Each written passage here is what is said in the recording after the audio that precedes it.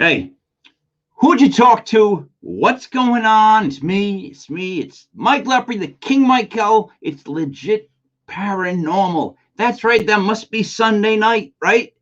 Legit Fantasy Sports presents Legit Paranormal Sunday night.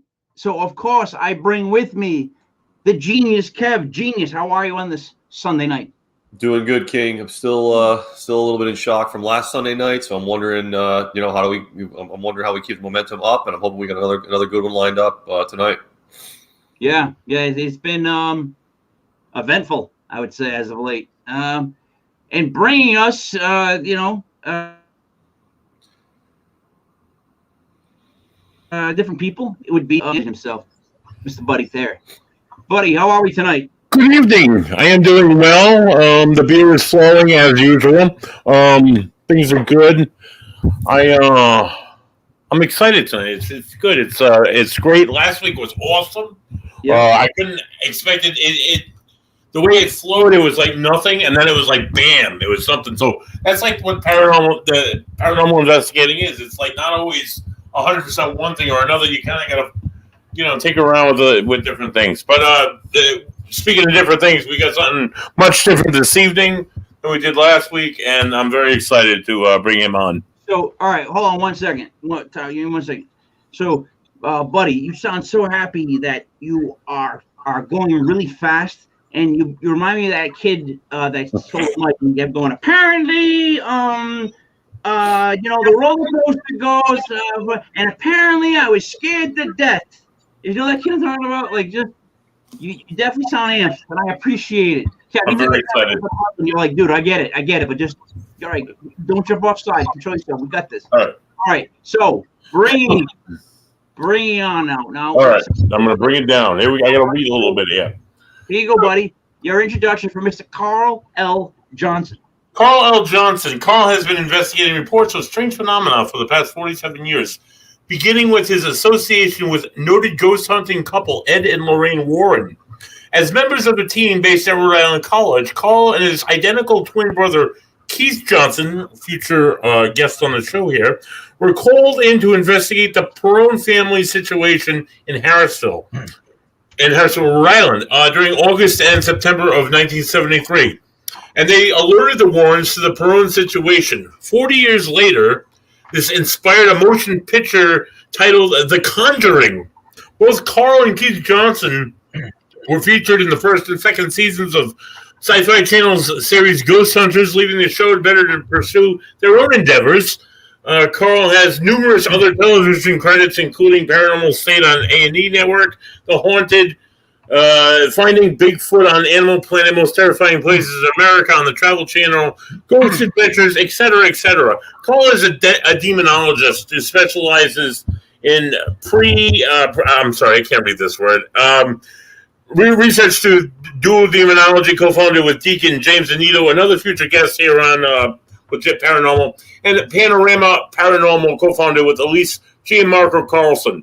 Plus his website, Demonology Incorporated, he writes and lectures on related topics and is well-versed in arcane New England lore. Carl was employed by the old Slater Mill and for 14 years was an interpreter of staff and programs development for 14 years until operations there ceased and the campus closed. Slater Mill is a very well-known haunt and also the birthplace of the Industrial Revolution. Carl is the co-author, along with accredited theologian Lana Jan Brock of Shadow Realms Demonology Handbook. Please welcome to the show, Carl L. Johnson. Welcome, Carl. Wow. Hello, guys. Wow. Oh, you rattled that up pretty good. You sounded like an auctioneer. I like it.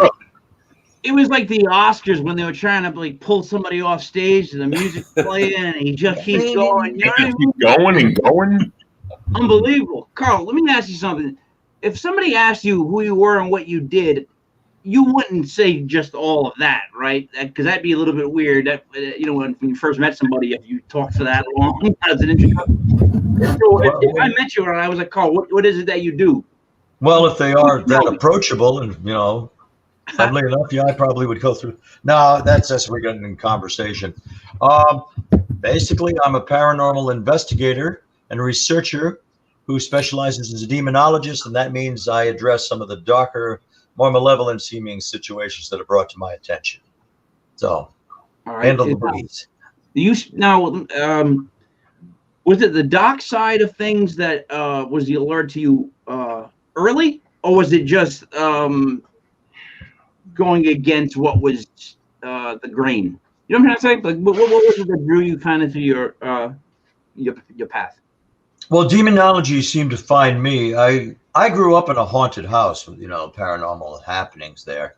And so naturally I was intrigued by that, the mysterious, like what's doing this? Is this ghost? Is it something wicked? Is it something to shun? I don't know. So I read all the material I could find in those days on parapsychology and the paranormal.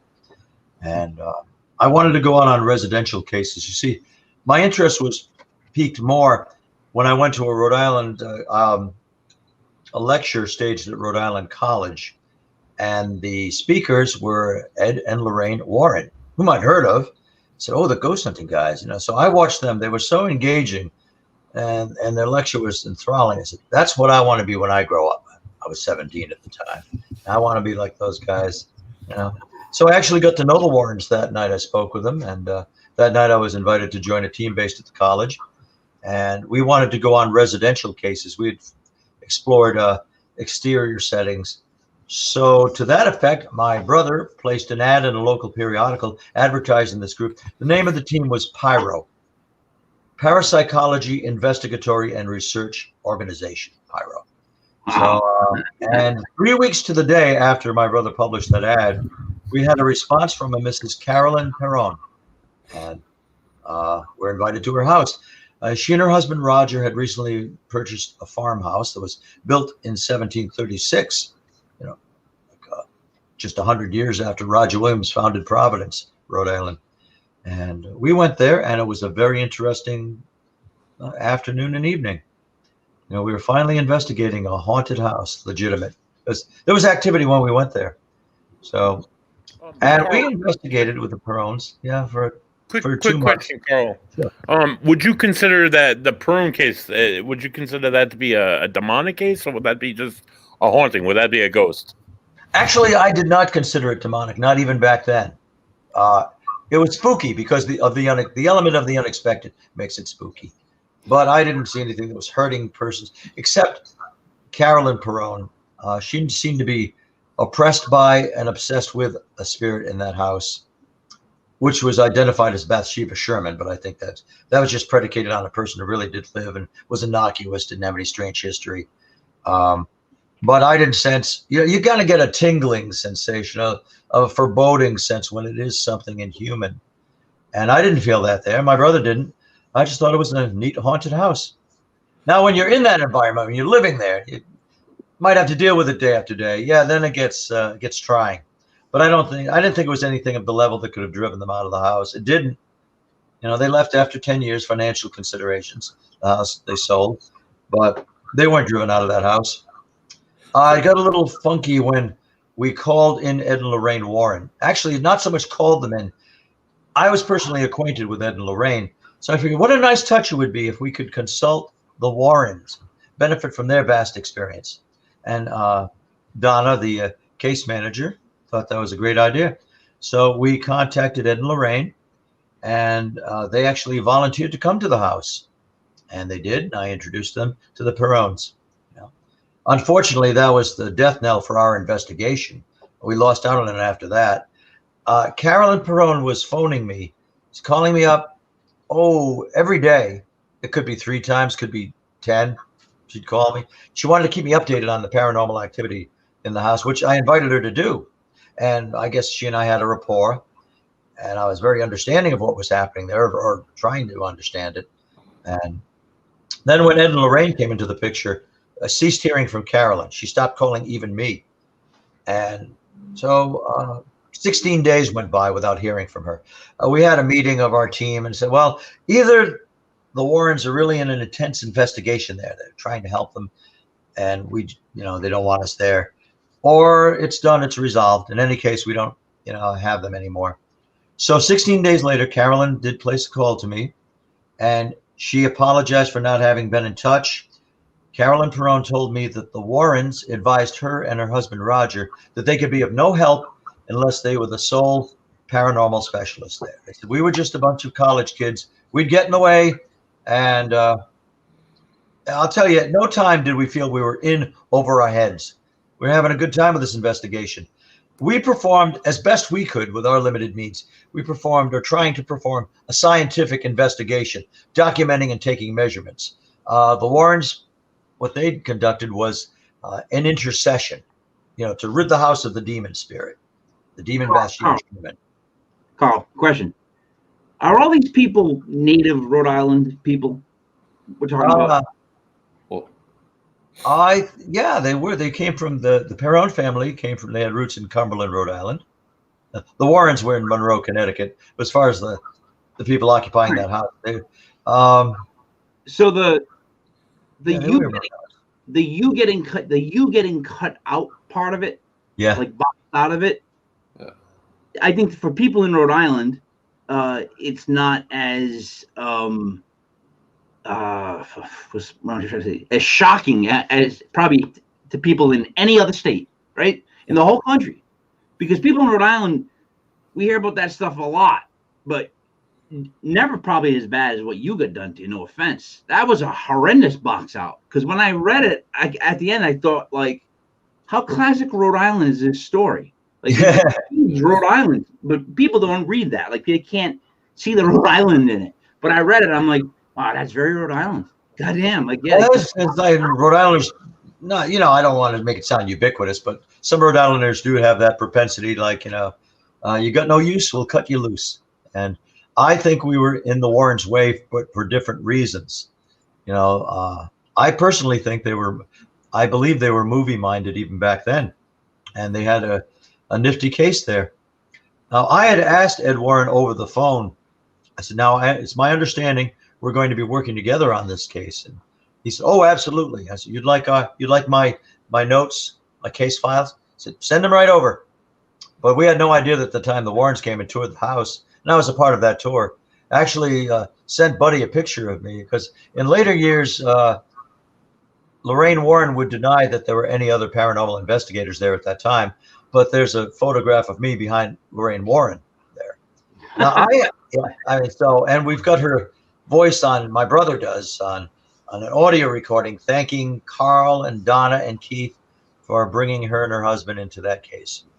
But then when the movie starts hatching, then they had, So Carl, a couple of questions on that or comments. So it sounds like, so this was the first one that you got involved in, and it sounds like first residential case, yes. And it sounds like of all the ones that could have been handed to you, could have stumbled upon. This is like hitting a grand slam in your first at bat. And then to get cut out of it, I'm assuming that probably had an effect on your relationship with the Warrens. We don't have to get into it, but I would if it were me, so that would probably do a lot of damage to that relationship. But how did you then go forward after that one? Like I'm assuming your sort of expectations were probably changed. You're like, oh, they're all going to be like this. I'm gonna, there's one of these around every corner. I mean, how did you go forward, kind of, from there? Well, I never consulted Ed and Lorraine again about a case. That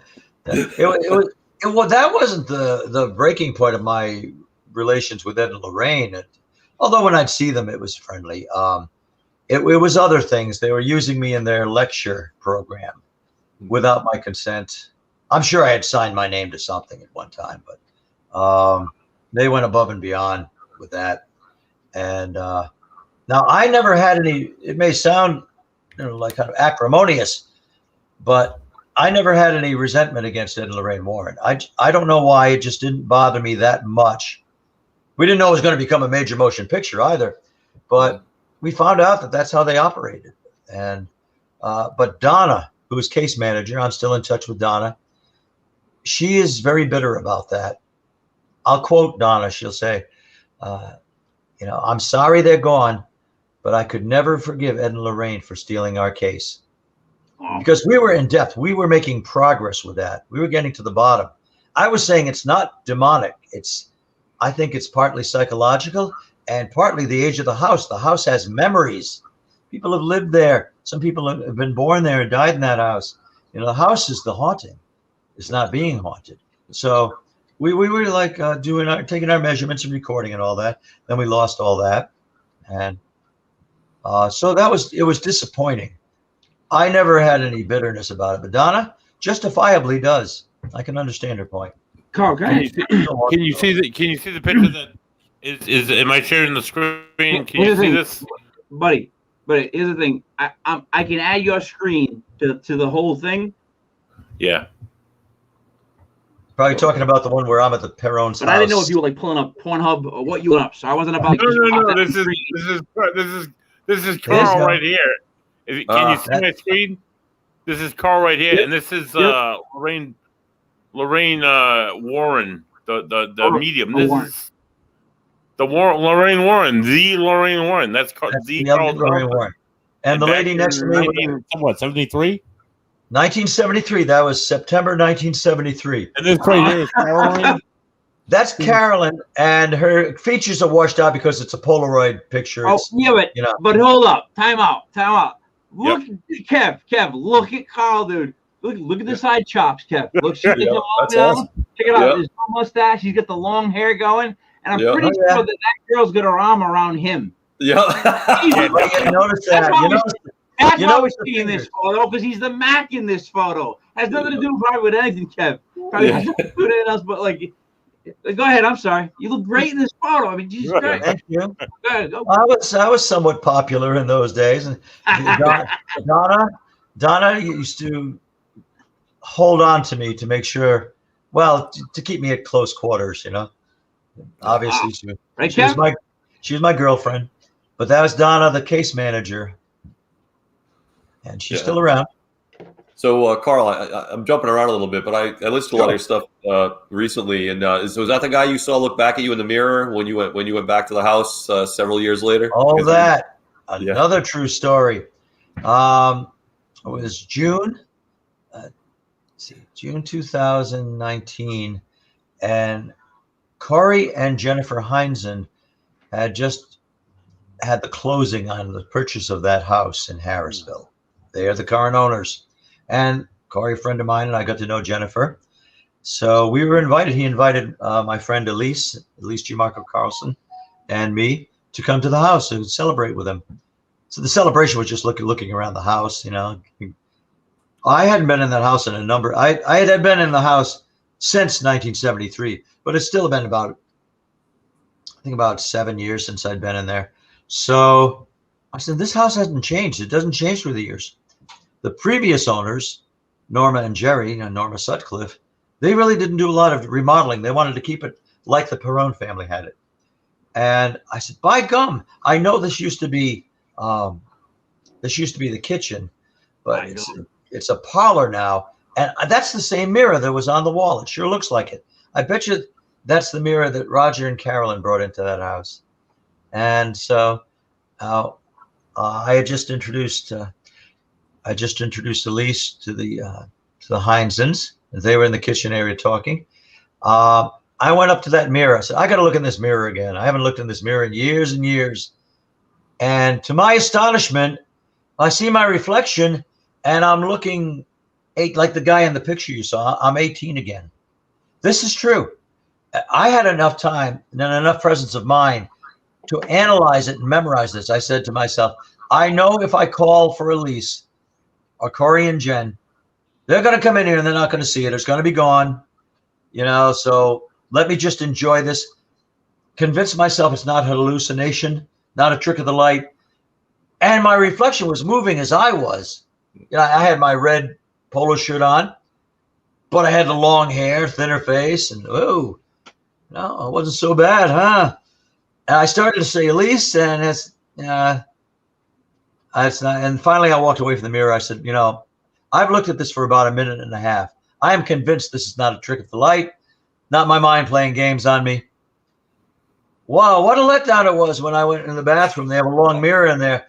Now, instantly, it's up close and personal how I've changed. Wow, because it wasn't just a photograph. I was looking at my visage from all those years ago.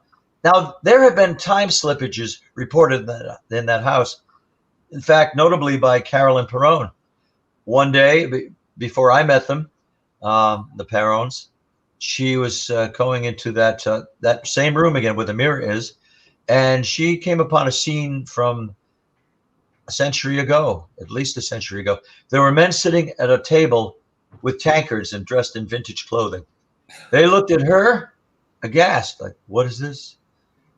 They were as amazed to see Carolyn as Carolyn was to see them. So I guess Carolyn was the ghost to them for a minute. Then it vanished. So some kind of portal brings these imprints in the ether back. It's like the dimensions are plates and they shift, and sometimes they bisect, and then you get your crossovers. You know, kind of getting into quantum speculation. Yes, I saw it. So, all right, so Carl, I say this a couple times before. I believe that the timelines are linear, like we have constant timelines, because the NASA blip they caught, where you could see that the timeline had a slight blip in the line. It just always stays linear, but it had a small blip, meaning there was different points. So could it be like my thing with the whole Mandela effect? Timelines just maybe touching or intersecting. Yeah, I like the way you put that. They have burps, and sometimes they resonate. Yeah, they're normally stable, but every once in a while they'll collide, which some physicists have speculates annihilates the universe and a new universe forms. But that doesn't happen very well, as far as we know. It doesn't. We don't know at all. And I think it does. I think any fluctuation, any disturbance in that linear line will mess things up or change things. And since those realities, in a sense, still exist, it just brings them back for a while. They align. Boom. Oh, there we go. A little too close. We're seeing something from the past, and they see us. Because I was looking at my reflection. Why wasn't it just a static image? It was moving as I did. I shifted. Yeah, it's me, but it's happening. No. It's very lonely because I'm the only one who had the experience. Yeah, I mean, I think I have high credibility, but I wish somebody else had seen that. You know, it's odd though for like Kevin, myself. I can only speak for us. Like, you actually have the effects of like a good-looking guy growing old, like a pretty woman. Very quickly that day. Pretty woman growing old, right? Like they must worry about their looks. Like you have a thing about youth, like. Oh. Like, now there's one of those distortions. You got frozen there. Yeah. And you stay on top of your game. Like you're very, Thank you. Whatever. But do you have an issue with that? Is that like the one thing that you would take back as youth? Like hands down? Yeah. Oh yeah, sure. It's been haunting me lately, as a matter of fact. I had circumstantial, in fact. I had a ghastly bout with COVID-19. In fact, it's affecting my voice now, and I forget, so I start speaking high, then it shuts off. But I had that for 6 weeks and 5 days. Tomorrow makes 6 weeks and 6 days. Wow. And I still feel it in the throat. I get congestion at night, but it was horrendous. I had a severe case, I was told. And they don't know how long it could last, but for the most part, it's lifted. Oh, well, good. So I'm being useful again. Yeah, thank you. Carl, the Conjuring case, you make it sound so. I mean, it sounds scary and all, but it just sounds like just another ghost investigation. As a demonologist, what's some of your scariest cases? Some of the scariest experiences? Yeah. Well, the Perron family house, the level of their paranormal activity in their house, well, the house's paranormal activity, was about the same as my parents. Sometimes it would act up and be, ooh, scary, I got to live here, got to stay the night here. And the next day it'd be business as usual. So you kind of get used to it. But there have been 3 I could equate as being equally horrific. One was a case which was determined to be genuine demonic possession. That occurred in Providence, Rhode Island, way back in 1980. And even then, I had a reputation as a paranormal specialist who would stand his ground. They said, Carl won't run away from this. The subject was a 14-year-old boy. And I put it down to, I said, this boy probably has epileptic seizures and it affects his mood. You know, we didn't say bipolar back then, but he's got mood swings, disturbances, you know, the electric activity of his brain. But they want me to stay over. I will. Because they told me other strange things were happening in their house. This was in the Armory District in the West End of Providence. So I stayed that first night at the house. I was on a sofa and the room was adjacent to the boys' bedroom. So it's about 1 a.m. I'm drifting off. I was startled awake by this blood-curdling scream. It's like someone being flayed alive. It was to hear a scream like that. It's terribly unnerving, and not know why. Well, I fumbled for the wall switch, turned on the overhead light, and this boy's bedroom door on its own flung open, and his body came sailing out of the room, being thrown all around the room and spinning. I mean, I couldn't explain this by accelerated motor performance. I'm not a professional, but it was just uncanny. I've never seen anything like that. And his body was levitating, being thrown, tossed. You know, there's a infamous scene in The Exorcist where the two doctors, the neurologists, come over to examine Reagan, the little girl, and her body is flipping back and forth on the bed. That was happening. I was watching it, except he was in the floor. And then he did a backwards somersault onto the sofa where I had been reclining. And he started jumping up and down. This deep, guttural laughter came from his throat. And then he looked at me. You want to talk about looking into the face of hell? He glared at me. For the life of me, it looked like his gums had receded. And he jumped at me. I'm there transfixed. What do you do? But I arrested his jump and tried to hold him down. I was my normal 200 pounds, and he just pushed me right off. Then he came to his senses, but he was terrified and crying. He came to his own presence. And by this time, his family had come in. So it was determined we should perform some sort of exorcism. It was called an expulsion, a minor form of exorcism. Boy, that was, I don't know how I stayed in that house that night. Well, can I ask you a question about that? What's the difference between an exorcism and what you guys performed? Was it still by the Catholic Church? Was it by an exorcist? Like, There was some clergy present, but it wasn't sanctioned by the church, except, the priest had permission to be there. An expulsion is more like it is ceremonial, but it's casting out the spirit. When one says exorcism, the Catholic sense, they're generally referring to the Ritualis Romano, which is 300 plus years old, more like 400 years old now. It's been redone since, though. And that is a formal rite of exorcism. And it's recognized as a rite that is to rebuke and command the spirit, the invading spirit or demon, to depart. So what we did was less formalized, less structured, but it had all the trappings of an exorcism. I just wanted to leave. I said, I can drive 20 minutes back to my parents' house in Scituate, Rhode Island, where there's food in the refrigerator, and I could just forget this stuff. But I knew if I did that, I probably wouldn't be able to go back to a situation again. How would I know I could stay? And that wouldn't instill any confidence in the people I was trying to help, in the boy's family. So I ended up pretty much directing that procedure. When it started, my chair with me in it, we were in a semicircle, all the participants. My chair with me in it moved all the way back across the room, just like that. And it was, I hardly had a chance to be startled. I think the spookiest thing that happened that night, spooky, scary, there was a picture of Jesus on a desk, and I was hoping the boy would look at that. I wanted to see how it affected him. A moment later, I looked down, and that picture had inverted. It turned itself upside down. I'm thinking, no matter what I've seen, no matter what I've read, this just doesn't happen in the real world, but here it is. And it was successful. It was a successful procedure. Can I ask something? Anything.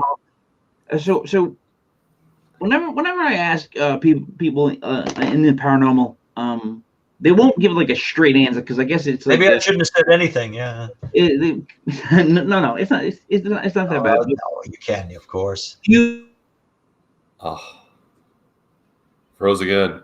one, and then leads to. Do you consider it being people that are left behind,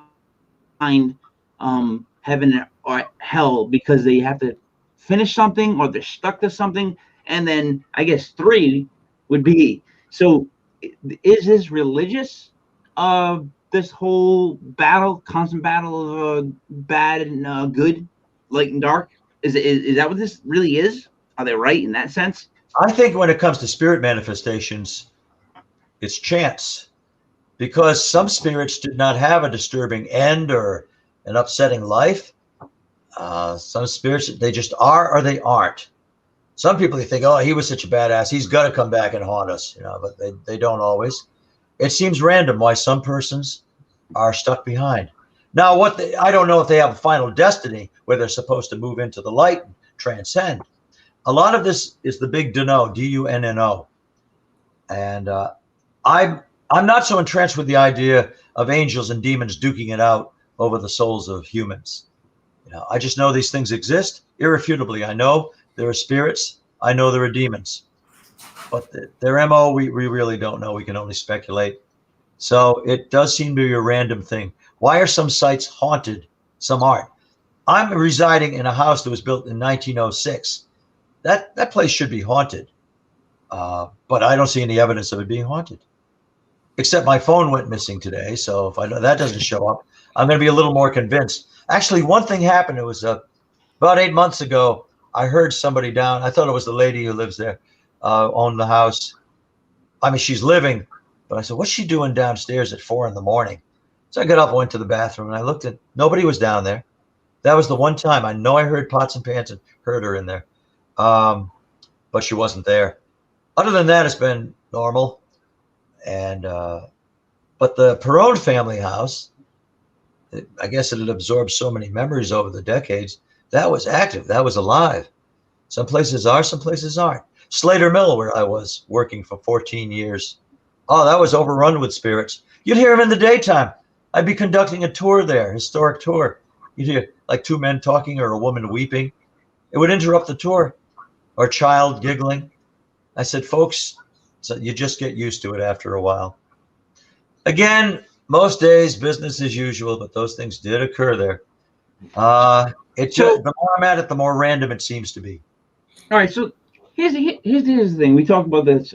I can't remember the day, but why do people not make like a big deal out of big deals anymore? Like something that's a big deal, like you talk to a ghost. Here's evidence, or this happened. No one makes a big deal. Saw a UFO. No big deal. Like, what's going on? Like, why is that not a big deal? Like, why is that not like a really big deal? Are we being censored? Oh, is something else going on to make us not like make a big deal out of something that's a big deal? Kev, do you know what I'm saying? Yeah. A big deal one more time. Yeah, no, I get where you're going. I think, yeah, and Carl, I think in one of your other conversations I've heard with you, you had some theories on why it was happening more often. But I guess why do people just, like you said, like you just accept it as okay, that's just a day in the mill. We're just going to hear some voices. We're going to hear somebody weep. We just go on about our lives. But I guess I was interested, number one, in your kind of your view on why it seems to be happening more often, and 2, why do we just sort of go on accept it without much. From my experience at Slater Mill, actually, I was thrilled whenever that happened. I would just act diffident to it, because, after a while, if you got a group there and they hear these disembodied voices or see an object move, like an antique object, you can't just dismiss that. I don't. I'm thrilled to pieces when that happens. But I'm just not somebody who goes, look, guys. It's like, hey, it's kind of fun to almost be dismissal of it. But now times are changing. Atmospheric conditions are changing. The Earth is still the Earth, but there's a higher level of radioactivity being emitted, being absorbed. We have 7 billion plus people on the planet now. The Earth has never been just as it is now. Never will be again. And I think that's actually tearing a fissure in the dimensional fabric. I think it's an excitation, like particle excitation. You know, like 5G is ripping apart the universe. that's one way of looking at it. It's probably longer term effects than we guessed. As a matter of fact, you know, it's like coupling with particles and their excitation. And of course, Einstein theorized about that. How two particles, one, even regardless of the distance, it's called quantum entanglement. You've got one, let's call it an electron or something, you know, or a graviton. That particle starts to vibrate. Another particle vibrates. They may be less than a micrometer apart. They start vibrating in sync. Or they may be a solar system apart. Distance is irrelevant, and they start vibrating. Now, when you live in that kind of a universe, which we do, it's no wonder that strange things happen and slip through sometimes. But I think there's, not to sound too dramatic about it, but just to illustrate, something's being broken open. Something's coming through. Because there's so many of us now, and communication is so well wrought that we become inured to it. We want to believe, as people, as a species, we want something to wow us, but we don't often see the UFOs. We hear about people who do. We don't see ghosts that often. I've been fortunate to see a ghost, blessed to see a ghost, not the same one, but I've seen ghosts 8 times. That's phenomenal. You know how envious I'd be if I never saw a ghost. Why am I at this? I'm not seeing anything. But I know they're real because I've experienced them. So Carl, so going on that, I like the theory. I like kind of everywhere, you know, you're going with that. I had a lot of the quantum mechanics to it, and I like the talking about more radiation being emitted, more being absorbed. Now, from your perspective, and when you look at it from a demonology angle, is the sort of amount of evil about constant, or are we increasing there too? Because you know, I hope we're not increasing on that vector also. Like, is your business booming? We're hearing more. Yeah, actually we are. Evil is interpretative, you know, like what's evil to one person may not. There are some universal evils with human nature, but evil is a human construct, a human interpretation. Like the dinosaurs, the Tyrannosaurus Rex, you know, gobbles up a smaller dinosaur. That doesn't make the Tyrannosaur evil. He's a killing machine. That's how it perpetuates. Excuse me. But when you get into human nature, and people are wronged, you know, their rights usurped, then there are obvious transgressions. So then we have what is called evil, and people are mystified. Why do evil people get away with things? You know, it's just not right. No, we'll always be asking that. For all of that, it does seem to be like more demonic things are happening. I don't think demons are pulling the strings with humans. I think the human psychology is capable of immense imbalance and evil on its own. There's just more of it now. And it can take on a life of its own. That could explain some things. Yeah, Carl. So I do agree with you, because in my head, around 1995-ish, yeah, you know, right when like CDs were like starting to not matter, where like a song like didn't exist anymore. It just could be on your computer. Like when the internet started to really blossom and people became soulless. Like, I feel like there was like the atomic bomb, then the internet. Those were like 2 different things that totally just changed stuff. As far as like, I feel like the atomic bomb introduced us to the rest of the galaxy, whatever you want to call it, all the other universes. That was us saying, look, we're idiots. And then, you know, something with the internet has obviously changed the way people are. And plus, we get to see, when you get to see more evil, there's more of a duplication effect. Because, like, back in the day, you know, the news came on at 11, and it was off by 11:30. You know what I mean? Like, that was great, by the way. Yeah. I miss it. What's the weather? One main story, maybe a side story about like a giraffe, and then boom, we're out. But like Then Johnny Carson comes on. Now now we don't want to go to bed. What I'm trying to say, Carl, like that's it's just it's like I feel around that time something happened. There's never been anything like this. Now the Persian Empire, the Roman Empire, they could say that there's never been anything, hitherto there's never been anything so great and so powerful as us. And it was true. But look at us now. Look at us from 1900 to 2000 or 2010. It's like, is this the same species? I mean, where did they get all these toys? What's going on? And we're thirsty, hungry for knowledge. And I think that's part of the allure of the paranormal, which has always had an allure, but it's transcendental. We can look at something outside of ourselves, know that there's something, if not greater, then certainly different from us. So I agree. That's why paranormal television shows are so popular. So, all right. King, I think Buddy's trying to get a question, but he's trying to just throw one out there, Mike. I'm really quick. I'm sorry. From an investigator's point of view, can you hear me? Yep. From an investigator's point of view, Carl, from someone who's a demonologist, someone who investigates the paranormal. So if you're investigating like a home that has like a lot of negative phenomena happening, how do you discern between, say, somebody who died there and just didn't cross over and it just was like just an asshole as a person and just became just maintain that asshole as a spirit between like an actual demon, an actual like unnatural, never born, born of Satan? How do you discern between the two? It does take some discerning. There is a difference. If you've got an ornery spirit, you can expect something to fly across the room, and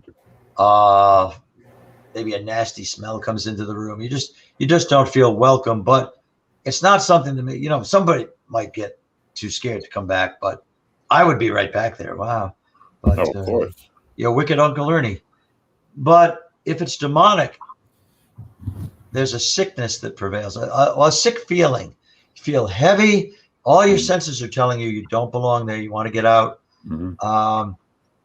You feel watched all the time, and you may feel a pressure, like a barometric pressure affecting you. And it's like, I don't know why I've come into this house and just feel so awful and don't want to help these people. I mean, I would anyway, but if it is a demon, it will reveal itself in time. It won't just be playing games like a human being. It will turn, and they always target one person in the house, usually the most receptive, sometimes the weakest. Right. But and the demon presence usually won't last too long. It's like a poltergeist usually doesn't last more than a couple of years, maybe 3 years. I consider a demon to be a poltergeist with an attitude. One of my favorite cases I was ever on was a poltergeist case. Because you don't see that too often. You know what happens if you're a paranormal investigator and know these things do occur. To actually see it, to actually see a sugar bowl sail across the room at about 20 miles an hour and shatter on a post, to see things floating in with a trajectory, to see a kitchen knife come down the hallway and strike the thermal gauge I'm holding, not my hand, but what I was holding. It's just something you never forget, never get over. Right. It's frightening, but of course I wasn't living there, but it was frightening while I was there, but not so frightening that I didn't want to see it. One dramatic thing that happened was, and I have witnesses to corroborate, for some reason, it reacted to me. I affected it. This presence in the house. This was in Coventry, Rhode Island, and a dinner plate appeared over my head. I didn't see it until it shattered, but I saw it come down in front of me and break to pieces. Wow! And everybody in the room just so I started picking up the shards. I said, the homeowner, Tina, I said, Tina, you have a plastic bag? I want to save these shards. I said, what does this mean to you? It's warm. I can feel warmth. And she looked at us. She said, oh my God, that's one of my plates I had in the dishwasher. It has somehow made its way 2 rooms away, transported itself, and appeared there and over my head and smashed on the floor. Jesus. That's gold when that happens. It's a story to tell now. But What? I mean, I have people to back me up on that. Yeah, that eventually did drive them from their house, though. They moved away after 3 years. So Yeah, had enough. I'm curious about a story like that. So they move away. Did someone else buy the house? Did this stuff keep happening? Was it, like you said, was it a demon thing where it was attached to one person? I'm just kind of curious how, like, the after effect, because you said something on another interview you had done where, like, in pop culture, there's a beginning, a middle, and an end to these stories. But Yeah. when you investigate them, it's not that clean. So in this case, It's not. It can go on for years, and sometimes. So what happened? How did they resolve it? They didn't. They moved out. Did it follow them? No, I don't think so. No. It's more like that. It's more like real life. They had 7 children of all different ages, Estrada. She was born in a Portuguese island, one of the Azores, and he came from Guatemala. So they had spiritual backgrounds. So they had an upbringing where they believed in spirit communication. And they had a kind of a chaotic marriage, and all these children. It's a psychic battery. I mean, Tina and her sister, even before they came to America, they had 10 Ouija boards or spirit boards. Oh boy. Three of them they burned. 7 of them they lost. So you got things going on there, but it was wearing on them. Oh, so much happened there. I have so many of those boards, man. Like, why and how did they distribute all those boards? They're everywhere, all across the country. Name another toy that's like that. Ouija boards are everywhere. People don't have life. They don't have life everywhere. That's a better game. Far better game. They all have the Ouija board. Because you have the potential for tapping into that other reality, going beyond our world. If that planchette starts moving around and you get answers, you're in touch with the spirit. Maybe. Interesting. Right now, Matt would it's accessible. The lizard people's fault or something like that. Yeah. Well, obviously, if she always had the spirit board, she and her sister, she was always interested in spirit communication. But then it turned around bitter, so to speak. And, she couldn't endure the house anymore. I don't know if Buddy has it accessible. I emailed you a picture, Buddy, that was taken during that investigation, because the demonic figure would appear there. One time out of several, they were driven from the house, and they took their kids and got out and went over to an aunt's house. I remember Tony called me, and I heard Tina screaming in the background. Something hit her in the face, in the eye. And he said, "Man, we got to leave it. We got to leave. We can't stay." I said, "Well, I'll come over if you want, but it's 2:30 in the morning. It's going to take me a half an hour." And he said, "We got to get out now." And but he had left his camera in there with his paranormal evidence, the homeowner, Tony. So he went back in to get his camera. And when he went back in on that table to get his camera, that was at the bottom of the stairwell. At the top of the stairs, there was this figure that appeared. I don't know if the figure expected it to come back or not, but it was glaring there like triumphantly. "I have your house." He didn't hear its voice. Oh, we recorded its voice, but he saw this figure standing at the top of the stairs. He took his camera, got a picture of it, and left. Can you guys see that image? No, If you get it up. No, It's disturbing. I'll warn you if you get it up. It's a little. It's quite disturbing. can't get it. Sharing my screen. I have it myself. That's it there. Oh, Yes, wow. I see it. Huh. That's from Yeah. Tony's camera. Wow.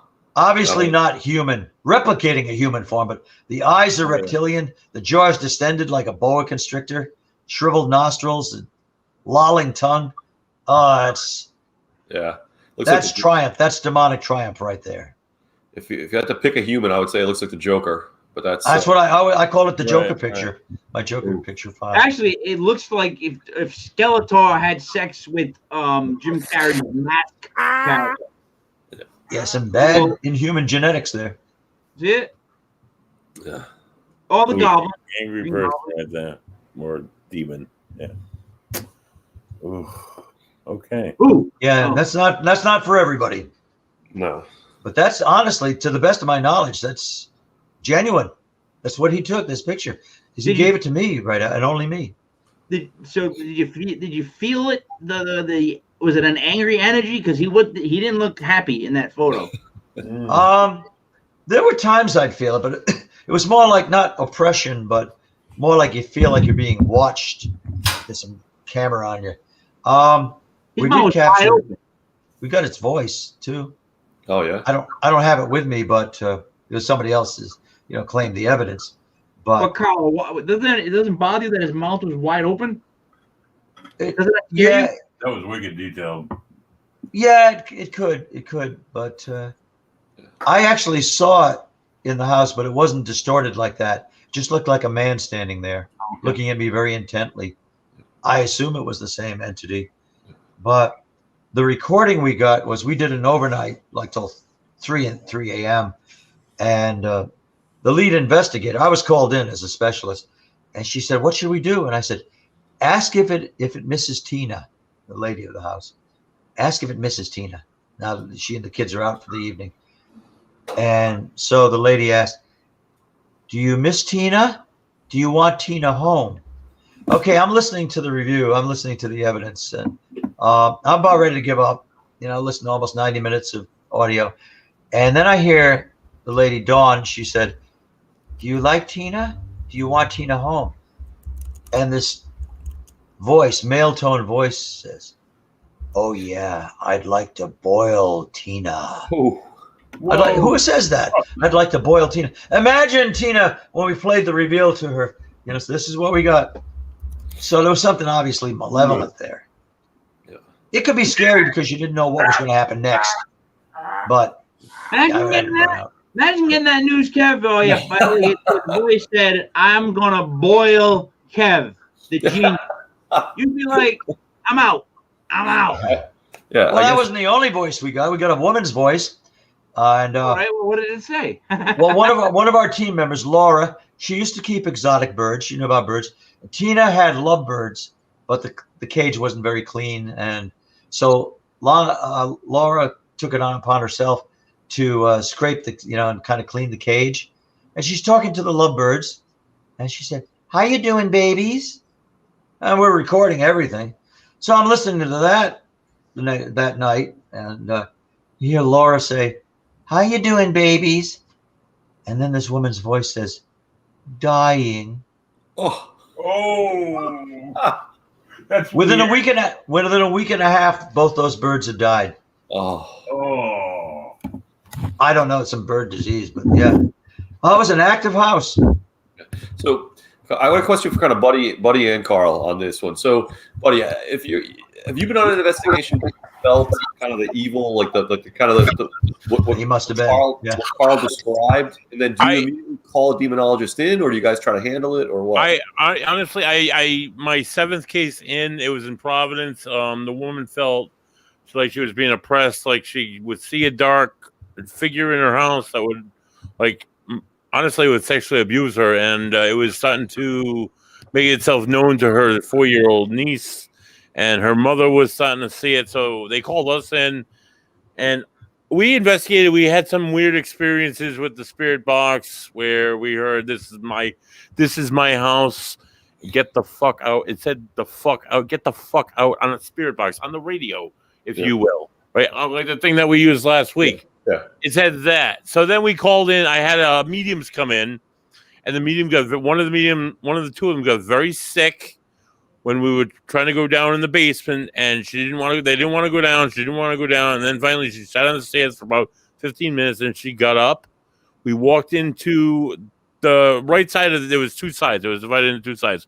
Walked on the right side. It's like, "I don't feel anything here." And then she started seeing, she's like, "I see this house is vacant for a while, and people were breaking in and doing maybe like satanic worship in the 80s and 90s. I'm like, "Okay, well, it was vacant from like 1983 to 1996. So that makes sense." We go on the other side, and both of them are telling me that they see and they hear demons. Like, what do you mean? They're like, they're seeing, like, they kind of look like people, but they don't. And I'm thinking to myself, they're waving the sage around. They're trying to cleanse the house, and they're telling me what they are experiencing. And myself, I'm like, I'm a show me kind of guy. So I'm like, okay, all right, that's what you're seeing. And I'm like going along with them, but I'm like thinking to myself, I'm like, if this is like a demon, I'm like, I want to see something, right? And I'm like, show me, do something. but I'm not saying that out loud, obviously. So they finish smudging in this room, and we turn around, we start walking out. It's Amy 1 behind and Amy 2 behind me. Amy 2 lets out a scream. I get the picture on, let's just say Paranormal on Facebook somewhere.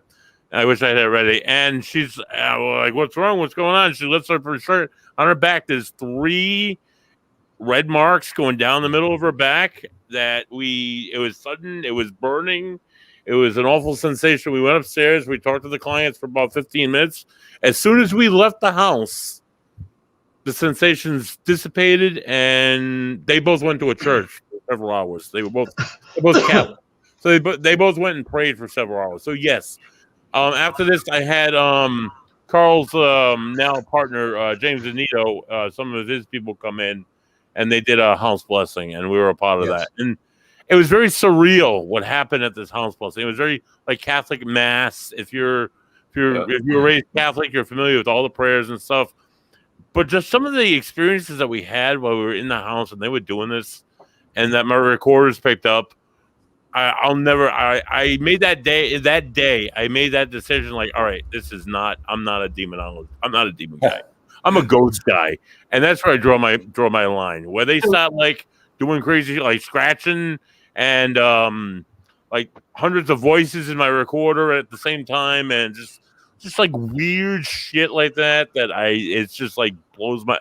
That's where I draw my line. Like, all right, I'll call someone like Carl, and he can go and he can help them out because see what I can make some sense of it. To try to more than I want to do with, Buddy, can you hear me? Yeah. I want to make sure I'm somewhat. Your video is frozen, but you don't need to see me. So all right, ghosts are people, right? That's what in my theory, yeah. We all be in agreement. It should give that impression. Yeah, I think they are. Some people would think they're all demonic. I don't. So what are demons though? Are they people too? Unborn spirits. They're not. They're I like the way you put it. They're not humans ever. They never walk the earth in human form, as the Warrens would say. And you can go beyond like the Catholic faith. You can go into like Islam, Arabians. They all have demon lore. They all have demon. They all have some kind of negative. Even like the Asian, where do they come from, though? Positive and negative spirits. So it goes beyond Catholicism. All right, but help me out. Make the connection. People become. They pass away. Someone dies. They can go to hell or heaven or whatever you want to believe. They can get caught in between, become ghosts. All right. Right. What is a demon made of? Where does it originate from? Is it someone that goes to hell? No, like before, like in my experience, what I was taught I was brought up Catholic. Can you hear him? No. Buddy, you're muted. Am I muted? Can you hear me? That's remedy now. Now can you hear me? No, just for a few seconds. Am I good? Muted. Yeah, you're good. Go ahead. I think it's just honestly, it's pure negativity. In my experience, whether you want to say it's like cast down from heaven, like Lucifer and his band of merry demons, or whether it's like a jinn, or whether what it is, it's yin and yang. Tell me what it is. In my mind, it's pure negativity. It's not. It was never born. It never died. It never lived. It's just pure negativity. Carl, is that what you believe? Like, because where do they come from? Where do they originate from? Well, it's hostility personified, and we can't know what caused them. Therefore, we have an explanation. We say that there was this great revolt in heaven. 1/3 of the heavenly host chose to follow the rebellious Satan. Lucifer became Satan, were cast out. Well, that supplies us with a story. The truth is, we really don't know where they come from. They are a separate type of entity, almost a species unto their own, and they have an intelligence about them. They just seem very inhuman. Now, one train of thought says that they emanate from the human mind, that they are caused by us. Could demons exist without us? We don't know. I do not buy into these evil entities. We're just waiting on Earth for human beings to sprout and be created, and then to war against humans.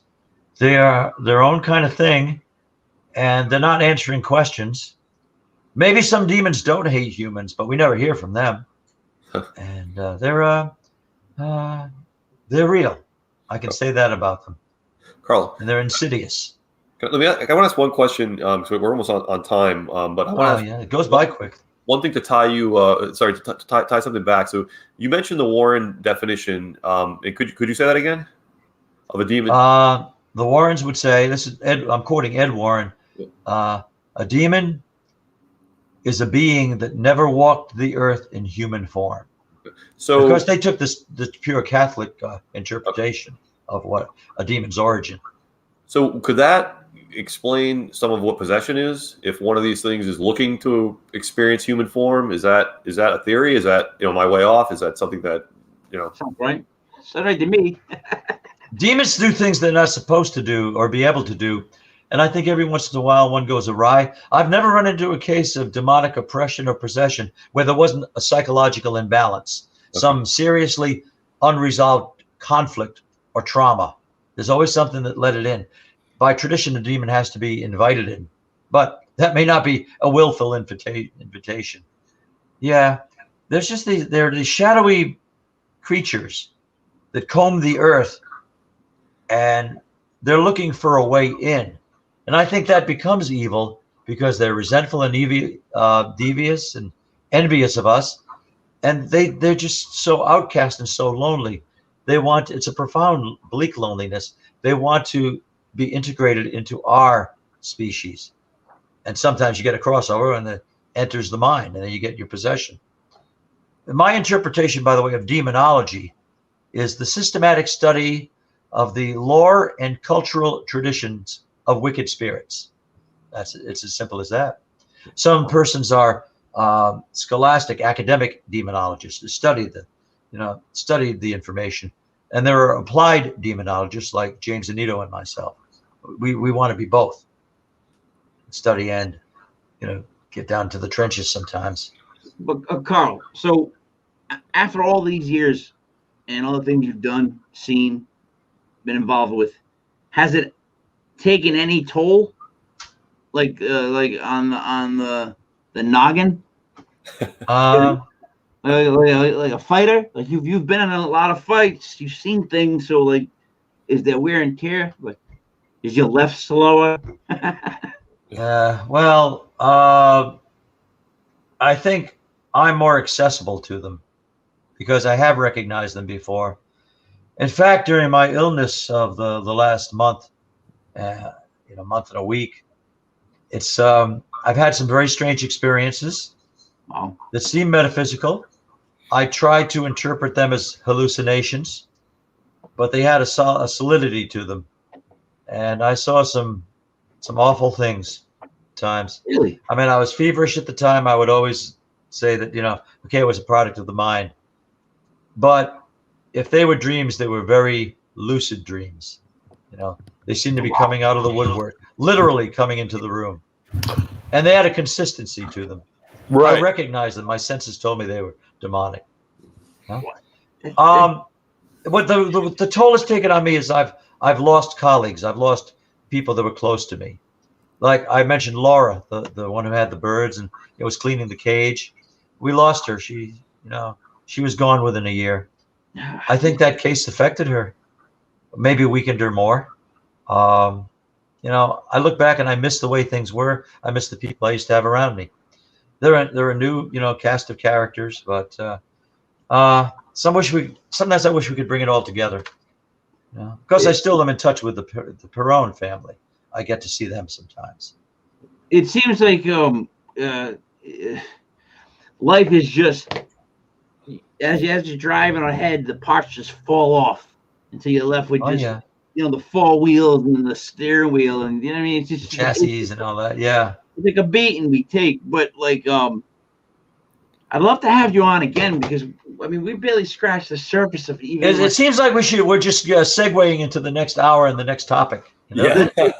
Well, I gotta before you let me go, I gotta quote Barbara Stanwyck, the very elegant actress Barbara Stanwyck in her older years. She was in a mini series called The Thornbirds, based on Colleen McCullough's book, their novel, The Thornbirds, and had Richard Chamberlain's father, Ralph de Brickasor. Well, she played Mary Carson, and the owner of Draguita Ranch, very wealthy woman, but a very lonely woman.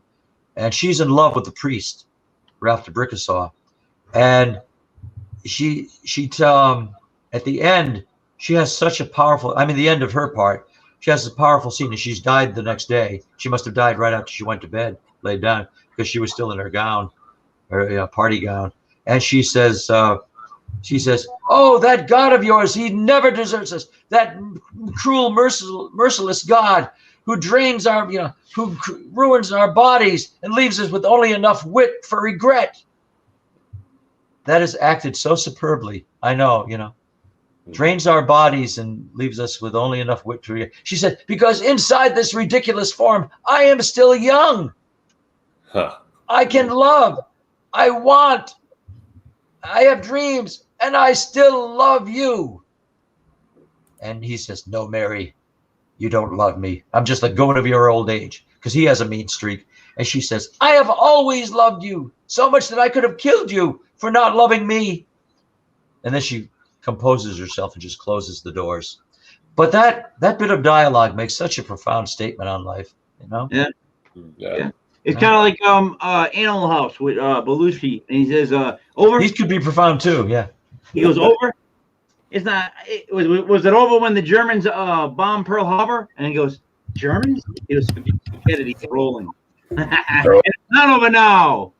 A misquote that I love. So, all right, we got to have Carl back. Kev, Please I know do. probably like a couple pages worth of questions. Am I correct? Yep. Yeah. A lot more to get through. I loved how we went through some of the quantum mechanics stuff. I think we hit a lot. Oh yeah. Well, it just expands. That's what's so engaging about the paranormal studies. There's always something else. I don't know if you probably don't have time to pull it up. There's a picture of my book I wrote with Lana Brock. Yeah. That's a good way to get. It's available at Amazon and through my website. It's Shadow Realms, right? Shadow Realms Demonology Handbook, 300 pages. Oh, yeah. It's not the definitive work on demonology, but it's got some case histories in it and some Carl, case files. Give me a second. I'll bring it right up. The thing is, when we start talking, we like to we'll go off on a tangent and tangents are fine. How can you not? That's what I'm saying. Like we like to do that kind of stuff. That's what it. You get the things you want to hear. You know what I mean? Like they just come and yeah. I mean, Kev, can you believe we hit an hour? It feels like we're over. Hold on, I got this thing I got to bring up here. The final thing it'll show is that my book there. Share screen. Give me a minute. Okay. Well, we'll talk amongst ourselves anyway. Here. Well, with the paranormal, especially demonology, we're dealing with some of the most profound mysteries of creation, life and death, and what's our destiny. So it's a heavy topic. All right, Harry, can you see this? I believe positive, negative. Demonology, a lot of avenues. Shadow Realms. There we go. Can we see this? Oh, yeah. There we go. Yeah, thank you. There's Carl right there. Probably a few years ago, but not that many. 4 years ago. So where do they go to buy it? Let's make this easy again. They can go to Amazon, or through my website, Demonology Incorporated. From the authors. I'm not that hard to find if you look for me. Ask Buddy. We'll put a link up for your website. Please do on the show. Yeah. We'll make sure we put a link up on the site. Wonderful. Awesome. So next week, I just want to throw out really quick. Thank you so much, Carl. I can pick your brain for hours and hours on investigating, but anyway, we'll have you back again next week. We have Rick Pimentel of Paranormal Legends Society, the paranormal investigator from Rhode Island. He's going to go through various cases and experiences, and he's got some really profound evidence to share with us. So I look forward to next week and to our next interview with Carl. Yeah, have me on about a month and a half. I know you got some other high caliber guests, but as soon as they're done, I'll come back. I tell you what, it was weird last week, Carl. We had a spirit box going, and at the very end of the show, as if the spirit was like a diva. At the very last chance it could say something, and it went, absolutely. Yeah. It's just like, absolutely. Oh, come on. And we caught that word, and it was just like, you know what I mean? Like, absolutely. Not like Rocky Balboa would say it. Absolutely, yeah. Well, I think that's what my voice is going to be like permanently when it comes back. I'm going to be talking like that. Yeah. There you go. it was absolutely at the very end of the thing. It was like, oh man, and he was answering Buddy's question. It was just right, Kev. It was just Yeah, that was great. That was perfect. And it wasn't like that all night. It was just all night. It was nothing. And then at the end of the night, I just happened to ask about a former person there, and it happened to just be the right timing. So. Every once in a while, it hits spot on, that spirit box. So I don't discredit it. They can be tedious, but they can be useful and amusing. And Kev, right there, there's another angle. I would want to know what Carl uses, if technology, what he likes, what he doesn't like. Yeah. Oh, I have my opinions. Yeah, I'm not too technologically oriented, but I can talk about that. Yeah. Well, you got to have me back on, please. Yeah, we definitely This will. is a very lively exchange here, a lively experiment. Absolutely. That's what we would do. All right, Kev, you got anything else? Or you're good? No, I'm good. I'm good to wrap up. All right, guys, thank you so much for me, Mike Lepre, King Michael. This was Legit Paranormal for the Legit FantasySports.com. Thank you for listening. We'll see you next Sunday.